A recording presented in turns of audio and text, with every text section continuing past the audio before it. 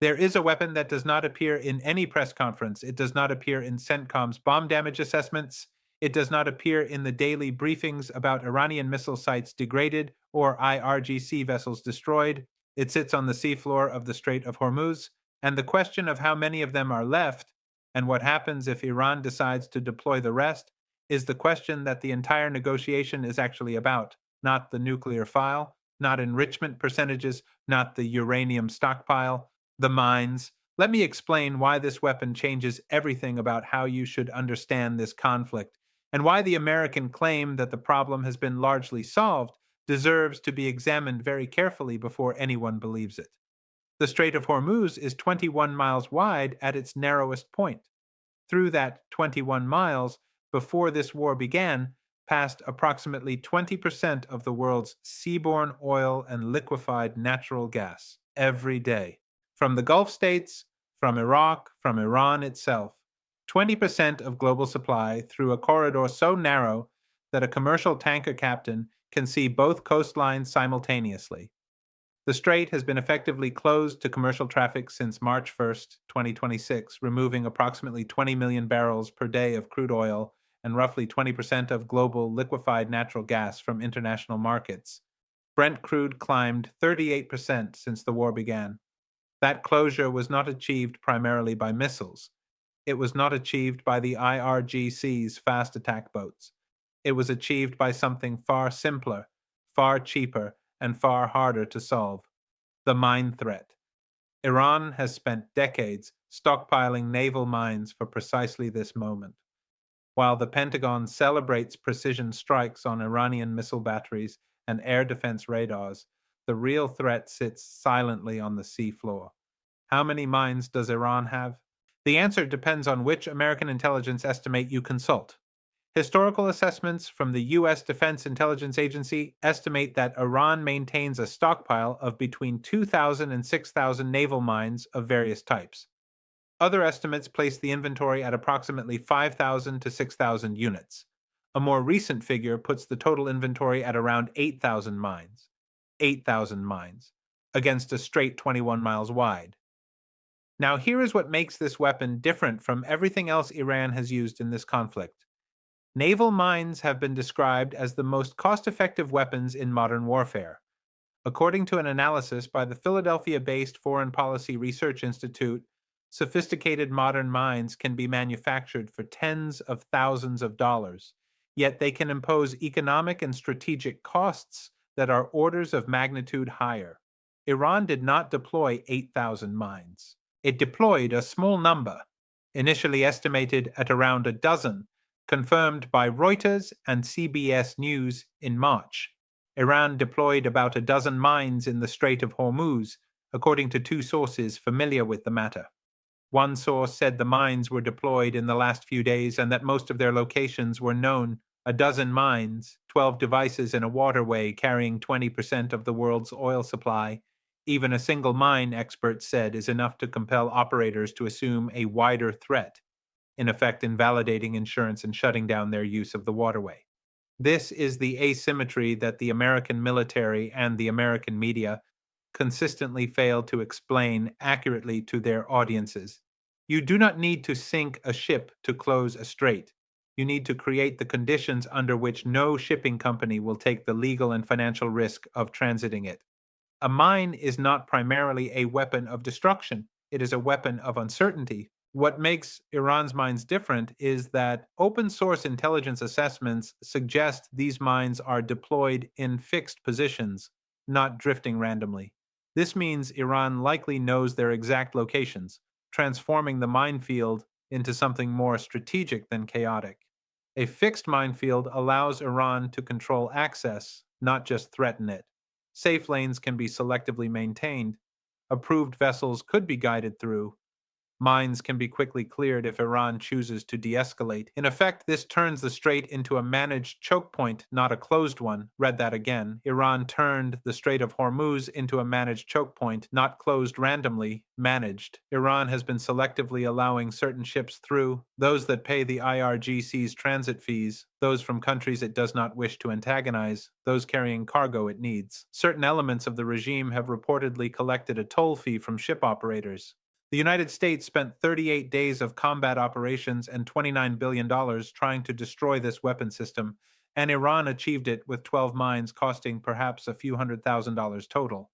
That is the weapon that makes every airstrike irrelevant. Now, let me address the American claim that this problem has been largely solved. Admiral Cooper, Commander CENTCOM, testified to senators that the United States has claimed the destruction of 90% of Iran's stockpile of around 8,000 mines, as well as 161 naval vessels of all types during 38 days of combat operations. 90% of 8,000 mines. That is the claim. 7,200 mines neutralized. I want you to consider that claim carefully, not because American military officers lie, but because military claims made during active conflicts about enemy capabilities destroyed have a long and consistent history of optimism. Reopening the Strait of Hormuz is not a single military problem. It is 5 interlocking problems, each of which must be solved before commercial shipping resumes. The 5 problems are these. First, physical mines on the seafloor, which require mine hunting vessels, underwater drones, and specialist helicopters to locate and neutralize. Second, Iran's ability to lay new mines, which requires destroying the laying vessels and the stockpiles that feed them. Third, the insurance market, which will not cover ships in an active conflict zone regardless of what CENTCOM says about mines cleared. Fourth, the crews who must agree to sail. Fifth, the commercial shipping companies who must agree to send their vessels.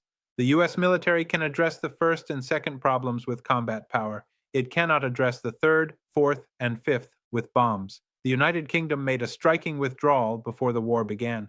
The Royal Navy maintained a continuous mine countermeasures presence in the Gulf from 2003 to early 2026. Under the Labour government's NATO First policy, the Royal Navy withdrew its last MCM vessel, HMS Middleton, from the Gulf in early 2026, transported home on a heavy lift ship because it could not make the voyage under its own power. No replacement was sent.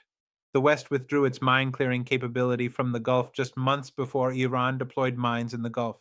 Experts caution that the Strait is a narrow and perilous waterway due to the threat of Iranian attacks, and the mine clearing effort could also involve special mine hunting helicopters and surveillance aircraft. Even if 90% of mines have been neutralized, as CENTCOM claims, which remains an unverified assertion, the remaining 10% of 8,000 is 800 mines. 800 mines in 21 miles of water is a density that makes commercial transit genuinely dangerous, regardless of escort. Here is what the mine weapon tells you about the broader negotiating position Iran has built. Iran's conventional military has been substantially degraded. This is not in dispute. Its air force is gone.